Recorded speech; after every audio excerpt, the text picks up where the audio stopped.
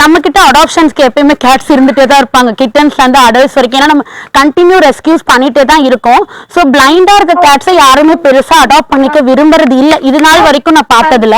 So அவங்களாம் நம்மளோட தான் சேவ் ஆயிருக்காங்க. கிட்டன்ஸ் வந்து ரேண்டமா வருவாங்க போவாங்க பண்ணிட்டு இருப்பாங்க.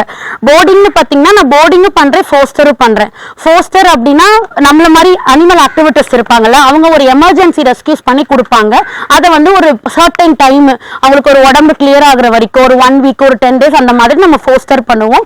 அதுக்கான சார்ஜஸ் வந்து ரொம்ப மினிமலா தான் பண்ணுவேன், ஏன்னா அவங்களும் என்ன மாதிரி ஒரு கேட்டகரியில இருக்கவங்க தான். ஸோ போர்டிங் அப்படின்றது நீங்க பர்சனலா உங்களை பெட்டா வளர்த்தும் போது அவங்களை கொண்டு வந்து நீங்க எங்ககிட்ட விட்டுட்டு போவீங்க. ஸோ அதுக்கான ஒரு சார்ஜஸ் பண்ணிட்டு நம்ம அவங்கள வந்து ஒரு 10 days ஒரு 1 month ஒரு 2 months அந்த மாதிரி சர்டன் டைம்ஸ் நம்ம பார்த்துக்கலாம். மோஸ்ட்லி வீட்ல இருந்து வர கேட்ஸ்னா சண்டைலாம் போட மாட்டாங்க. ரெண்டாவது நான் வந்து மீல் கேட்ஸ் எடுக்கும்போது நியூட்ரு பண்ணிருந்தா மட்டும்தான் எடுப்பேன். போர்டிங்க்கு நியூட்ரு பண்ணலைன்னா கண்டிப்பா டெரிட்டரி ஃபைட்ஸ் வரும். டாக்ஸுக்கு வரும், ஏன் ஹியூமன்ஸுக்கே வரும் அந்த இடத்துல இருக்க ஃபீமேல்ஸ்க்காக. ஸோ அப்போ அனிமல்ஸ்க்கு ஆப்வியஸ்லி வரும். ஸோ அதனால நான் மோஸ்ட்லி நியூட்டர்டு கேட்டகரி போயிடுவேன். அண்ட் தென் என்கிட்ட இருக்க 15 பேருமே நியூட்டர்டு தான்.